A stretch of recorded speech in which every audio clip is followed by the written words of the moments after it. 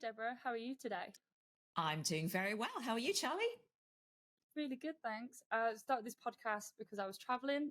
We're in a new location now. We're in NYC. So Oh my that's goodness. super exciting. Now, obviously today is about focusing about you and what you're doing. So can you tell the listeners what it is that you do and why do you do it? My actual real job is coaching midlife women on healthy habits, which includes nutrition, mobility, strength work, all that sort of stuff. But a couple of years ago, I got myself onto Instagram because I figured I wanted to get a certain message out there to that group of women and men about what is possible later in life. So I'm on Instagram and I create content and as well as the coaching.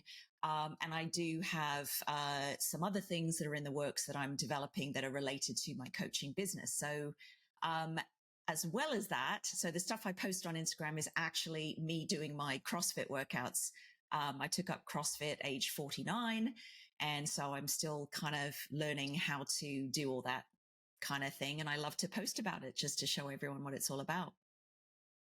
I mean, I follow you on Instagram and I absolutely love it. I love following everything that you're doing. So I do highly recommend people grab you and grab your handle. Now, one of the things I find really interesting and we're keen to talk about is healthy habits, but then also life after 40. What was why was it important for you to spread that message? Well, I'm 53 myself, so it's always been a big part of my life. But I know for many people, they just aren't, they've never been active or they were active and kids and jobs and all that sort of stuff came along. And then they find themselves post 40 feeling like everything's gone downhill or it is going downhill and they just kind of give up. And I was actually it was a bit of rage. I was getting really annoyed at the image of us women over 40, especially over 50, that the media or other people put out there of wearing frumpy clothes and being frail and kind of fading into the ether, fading into the distance. And I very much don't feel like that. Maybe I'm a little bit extra compared to some other people, but I very much feel alive. And I wanted to show other women who were over 40 that it's not over. It's not all downhill. It, in fact, is very uphill. I think there's there's all sorts of wonderful things that can still be done over a certain age. And I just wanted to reach a wider audience with that message. I think I completely agree. I watch both my parents who are now in their 60s still have a super active lifestyle. My dad still does is it a very high level kayak instructor on whitewater, waters and exploring. And I can just see both of them just getting more active as they get older. But I can totally understand from that media portrayal that if you're told that you should be kind of frail or your body should not be as moving as much when you get older, you're not even going to start it or discover what you can do. Right. That's exactly it, though. That is the big problem that I've found, is that people start to believe the other things that people tell them instead of exploring or testing out what their limits are. They kind of think, well, I'm 53. Maybe I shouldn't be doing that. Maybe it's a little too much for my age. And I'm trying to tell or let people know that age has an impact on you, but it doesn't have that impact that you think it does. Why not figure out what your body actually can do before you let somebody else tell you what it can do? I love it. So because I know if you go into training as you get older, you do have to approach fitness differently than say you were maybe 15 or 19 or in your 20s. So what are the impacts of training at later life? I think for many, it's a mindset thing. The number one barrier is the mindset. People are afraid to take risk because they think they're too old. So I think you can kind of put that on one side. The actual realities, there are realities. I struggle. I used to be a triathlete in my 20s through to when I had my first child.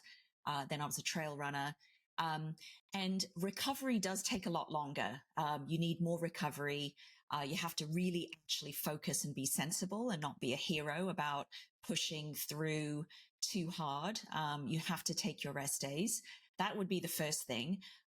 Number two would be mobility work. Oh my God, game changer. My coach, I have a one-to-one coach, and they actually program the mobility into my lifting and all the WODs to make sure that I do it.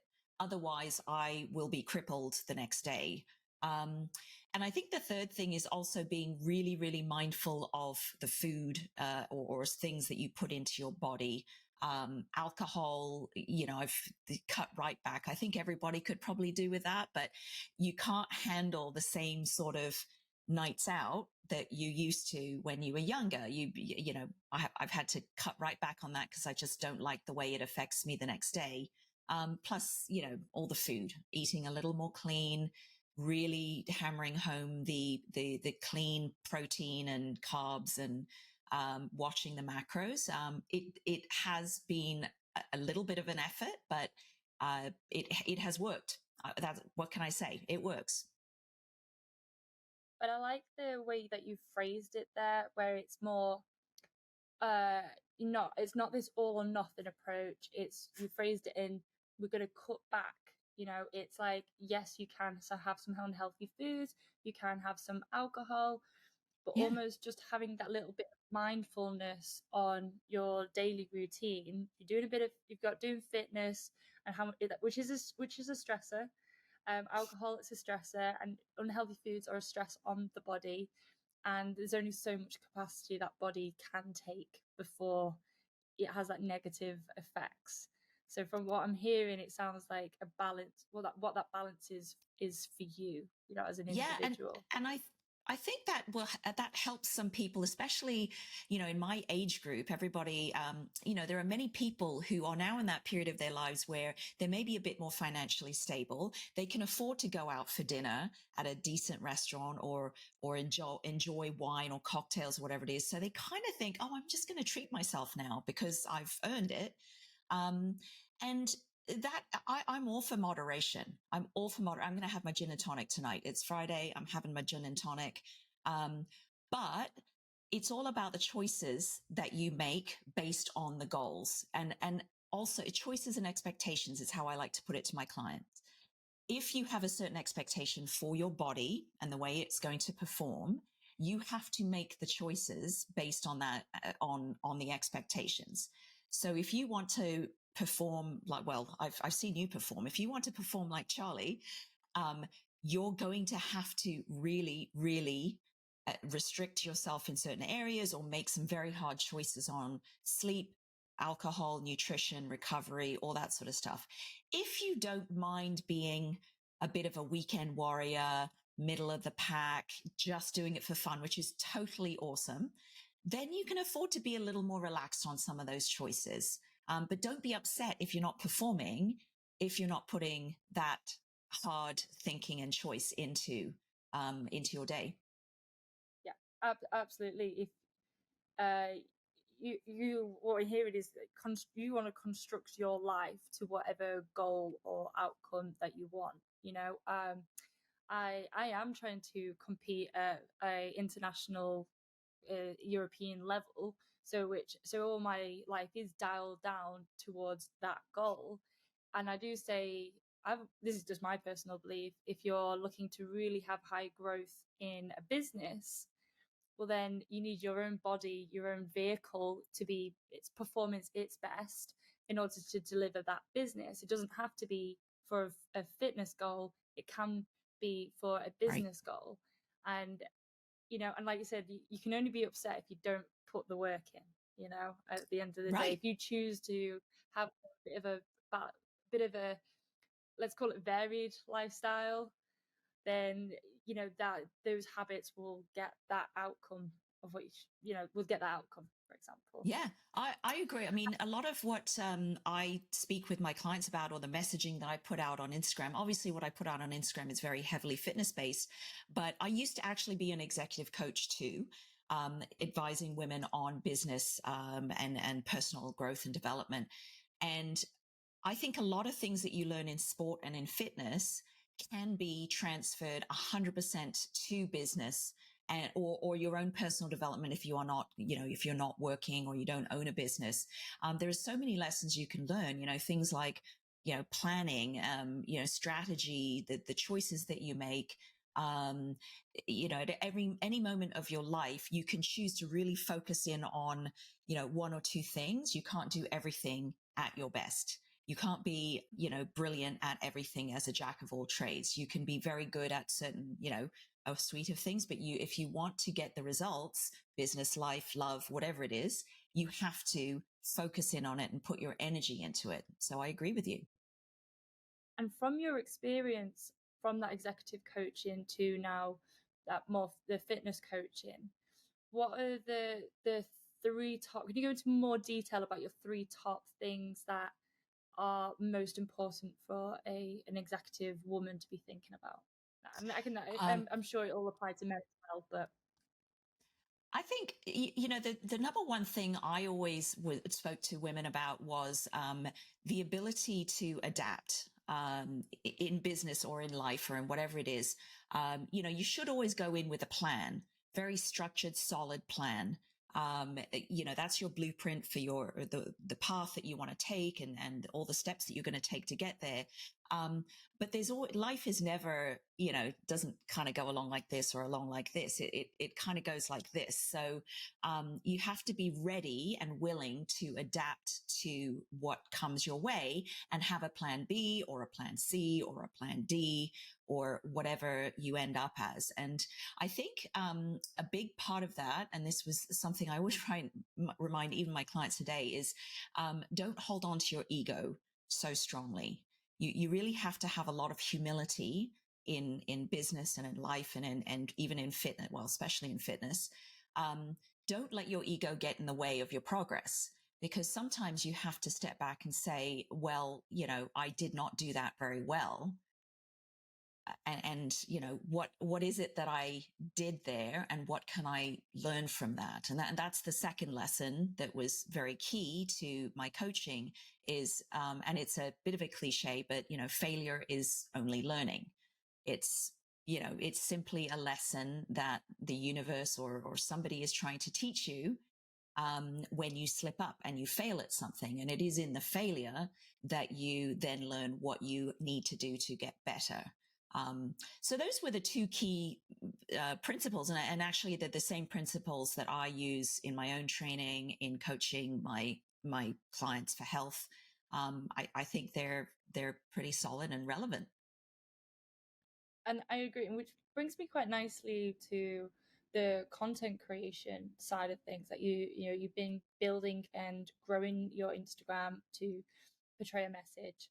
And I always do think you really do have to check that ego at the door if you're ready to be a public face, especially leading on the amount of content that needs to be created. Now, I want to take me through a little bit of your journey on how you have been able to grow your following. Well, I think that there is one simple rule that I continue to live by when it comes to content creation, and that is to, and again, another cliche, remain authentic.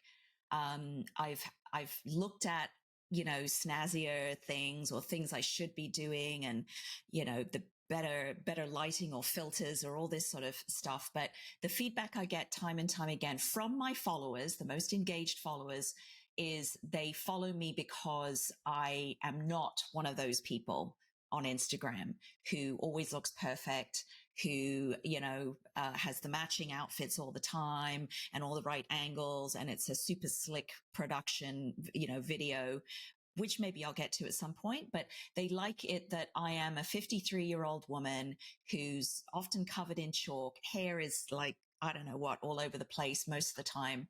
And they can relate to that. And I want to keep it that way because I honestly, it's too tiring for me to be anything else. I don't have the time. I still have 3 children at home. I run my own business, and it's very, very busy. I don't have enough time to overthink these things. So, it started as something very, very grassroots. It still is very grassroots. I actually still film everything on my iPhone. I do have studio lighting, like small studio lighting, but I don't have a cameraman. I don't have anything scripted. I literally just I share what has come into my head that past week that I would like my followers to reflect on, what they might find useful or helpful, what they might find motivating. Over the 2 years that I've been doing this, I have started to build, pillars of content, themes of content. So nutrition, mindset, actual workouts, that sort of thing. But all of that just that changes depending on what the feedback that I get from my followers and how I see the numbers going. Mobility reels, for example. I posted those just because I couldn't think of what else to post, and they get a ton of views and feedback and engagement. So now I try and do a few more of those. So I'm really, all that to say, I'm really flying by the seat of my pants, actually. Well, there's always this sort of worry and nervousness because the big strong theme of this podcast is clear to me that if we're scared and we're nervous about trying something new, so trying to do something like content or trying to do something new like fitness, you almost get stuck in this paralysis.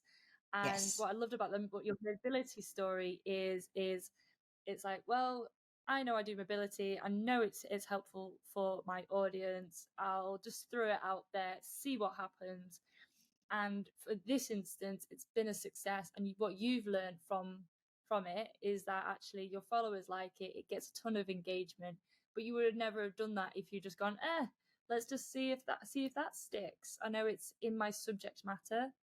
Let's go for it. Right. And it doesn't have to be perfect. It just has to be authentic. Absolutely. And, it's funny because I did that like I said, I fly by the seat of my pants often, but I do actually have a marketing background, and it kind of makes sense. The golden rule of marketing is listen to your consumers, right? It's listen to what they say. There's no point in having a message or a goal or an objective if you're not delivering on what your consumers are looking for. It doesn't mean that you have to compromise who you are and what your personal brand is, but you might have to just tweak the delivery of it in some way to satisfy what your consumer needs. And from your experience when you've been putting out content, how have you been confident to know to keep going, to keep posting, to keep reaching out to your audience with your message? Oh gosh, confidence, hey? If only we all had more of it.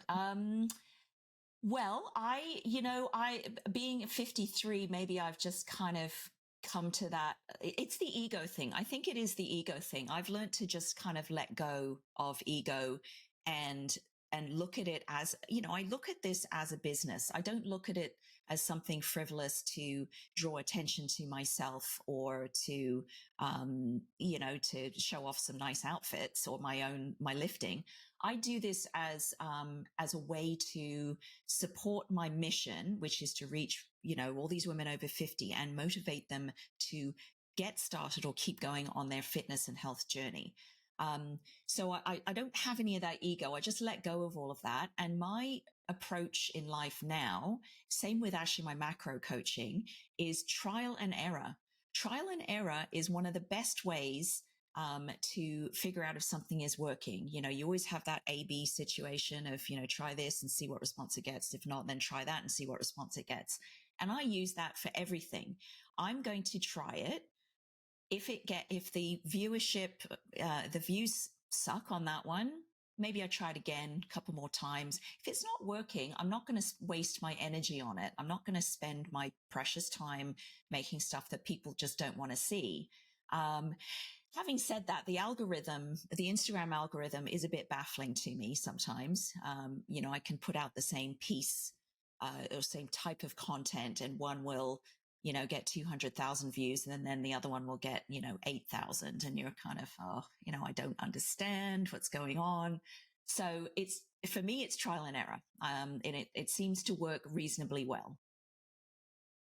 I love that you have brought up the Instagram algorithm. I've been doing marketing and social now for 12 to 13 years. I've seen the Instagram algorithm, change massively throughout that time. And there has been a lot of news, and Facebook have come out with under a lot of controversy about their algorithm and what they push and what they don't push. Mm-hmm. And you have rightly put, none of us can work it out. So if generally, and I'll openly say that because I've seen it on so many of my clients' accounts where we go, this is great content, like let's redo this again, let's repost it, and it doesn't do as well, and you're like, how is this working? How on earth is this happening? But what we do know for certain, if you constantly keep posting out and you're talking to your niche and you're talking to your customers, listening to that feedback, you're gonna win the bigger picture overall. You might lose that post, but you win the bigger picture. So I'm pleased that you brought that up. And I think, one thing I've realized in certainly the last year is, a lot of people focus on the numbers, like the number of followers and the number of likes, which is great to see. I love seeing, if people like my post, but I actually really love it when people fully engage and they make a comment to say, I really felt that this one hit hard, or, I get messages in my DMs. You have changed my life. I stopped drinking and I started working out, and I feel the best I have since I was 20. And, that's kind of what I do it for. Obviously, it'd be nice to get all the other numbers working a bit more smoothly. But that, I think that would be what a lot of people have to remember. Remember why you're doing it. Don't just be in it for the glam of, for the glamorous numbers. Remember what your mission is with your business or your account or your fitness or your life or whatever it is that you're aiming to improve. Again, you're saying all of the right things, because when you start a business, like you're treating creating your content and your Instagram as a business, mm-hmm. and I'm going to say that engagement, that you're changing somebody's life, that to me sounds like a huge win in your business, and it's just emphasizing that everything you're doing it's like a positive feedback loop to say, hey, you're doing all of the right things. Just go sort of pivoting back to approaching change and maybe approaching change at later life. What are sort of your, again, some of the fails that you've experienced on this journey that you've been on yourself? Now you can take from your executive coaching, your coaching, as well as creating content.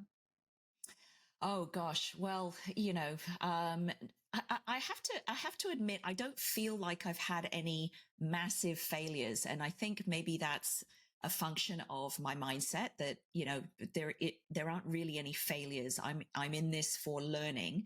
I went into it knowing that I know nothing about social media. I knew nothing. I mean, my 17-year-old laughs at me still a lot. I still don't understand TikTok. But I went into it with a mindset of, okay, I know I'm going to fail. I know I'm not going to do things well, but I'm going to learn a whole ton of things from it. And each time I failed, I learned something new. So, things like, understanding, the length of simple things like understanding the length of the fact that reels are the number one way to go in Instagram, and that the 15-second reel is kind of a sweet spot. 30 seconds maybe longer than that, you're starting to lose people. So before I was posting all this long stuff and, really badly lit photos and, God knows what. I was looking back on it, the first posts, it was awful, like really bad, really, really bad. That's But looking back at your very first post from years ago, every creative will resonate with this. When you look it back was and you go, oh, did I really cringe. put that out? Yeah, it was so cringy, and like my attempts at doing workout videos for people, because that's what I thought they would want. So I think that was the biggest fail. Is I focused a lot more on what do I think people want to see, um, what is it that they want to see? And I forgot my own message. I forgot the prime reason that I was there. And that was to motivate and inspire and show people in a certain phase of their life that it's never too late. It's not too late. You're not too old. Now, having said that, I mentioned I do tailor my content based on the feedback I get, but I never stray from my mission. And whereas before, I think I was trying to fit myself into the mold of what I thought Instagram followers wanted. Because I didn't know any better. I didn't know what it was all about. I had no feedback at the time from people I had a couple of thousand followers who are basically mostly friends. And then, I just learned. I learned as I went. So, I don't think I had any massive failure. I've never done anything really controversial. I've never had anybody, piles of people send hate at me because I posted something. I steer clear of politics and, touchy political subjects. I just don't go there. I have my own opinions, but it's not a platform for me to express them. I don't believe in that for myself. I know some people use their platform for supporting certain political agendas, but my platform is about motivation and fitness and health, and aging well. So that's where it stops. And I'm glad you brought it up, because this is a part of the thing I mentioned earlier, that Facebook have come out and said they will boost posts that are polarizing, that are controversial, and from our human nature, it's very addictive to start Mm-hmm. doing more of those controversial, polarizing, dramatized social media posts, especially when we're looking at the hook, because we do know that the algorithms wants to try and push more of that and get people riled up and get people into a discussion, and you almost end up creating a whole a whole social media channel that's a caricature of you, rather than your mission, where you're trying to be your authentic self all the time with a core message. Because at the end of the day, that's the whole mission and the belief behind it, and not just trying to manipulate the algorithms. And now you have Right. a warm community around you. Yeah. And Yeah. I think, I was going to say, that's sorry, it's a very dangerous road to go down, right? But I'm not in it for followers. I don't get paid for the number of followers I have. It's a marketing tool for me, which is how it should be. So I don't go down that road. and so final question is, with all of the different pursuits that you've got and going around, from your perspective, what does success look like to you? Well, I think success going forward, if you're talking specifically business goals, I'm actually looking to scale certain areas of my business while gaining time efficiency. So currently I coach one-on-one. And so I'm developing digital courses to try to reach more people with my knowledge. I've had so many requests for people to coach them, and I just don't have the time to reach all of them. So that is the next step. So success to me would be actually just getting a course launched, because I've been thinking about it, prevaricating, paralyzed by the thought for about a year now.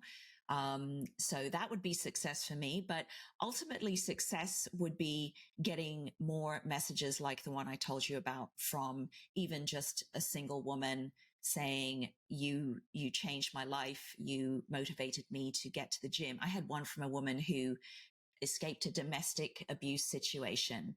And she said that it was following me that gave her the courage to leave the relationship. So I don't know, she seemed authentic. It was a very heartfelt message and it brought me to tears. And that to me is what success is changing the life or the situation of somebody, or helping to change it for the better, in whichever way I can. That is incredible, because you don't know at the end of the day who is watching the content that you're putting out, because they never might like a comment, like a post, sorry, or comment on a post, but they're just following all of your content and they're fighting their own internal battles. That's right. And eventually she's reached out to you. So I think that's incredible. There's something that, it's mind blowing. You're just going to be so proud yourself to be able to just put that energy out there, and for her to reach out and say, this is something I've been able to make my life more positive because you've given me that confidence. So that's incredible. Yeah, it was quite a moment, I have to say. I kept the message. I screenshotted the message. And that's my reminder when I feel like, oh God, this is too bloody hard and I just want to stop this. I have a look at that message. Yeah, I think keep that message, put it into a book, just like I said, anywhere that you can just keep going back over it, because when the times do get tough, it's those messages that definitely go, no, okay, I can do this. This is worthwhile. But last but not least, is there something that a person can buy from you that's under $100, which would add a ton of value to their lives? Wow, what a great question. Funny you should mention that. I haven't actually got an item right now, but again, on the whole paralysis thing, I've been also working on some other products that are more on the motivational side. So I'm working on a journal. If you follow me, you'll see on my stories every morning that I post a quote with my morning coffee shot. And it is by far the most favorite thing of all my followers. I get a ton of messages every morning about my quotes. So I would like to do a journal for mindset work with my favorite quotes in it. I do not currently have anything else under $100, but the course that I'm working on will definitely be under $100. So I'm working on it. I'm doing actually a boot camp to help me launch the thing. And when it's ready, I will be posting about the launch of that course. And I will add to your list, everybody to follow you on Instagram. I know I live and breathe in Instagram, so I've become more picky these days on who I follow. But I actually thoroughly enjoy being able to follow what you're posting and what you're about. So what is your Instagram handle for everybody to get you? Well, thank you very much. I enjoy following you too. It's huge motivator. And just by the way, even if you're 53, you can be motivated by younger people. You do not have to be motivated by people my age. My Instagram handle is @StrongerMovement. That's STRONGR. So no E _movement.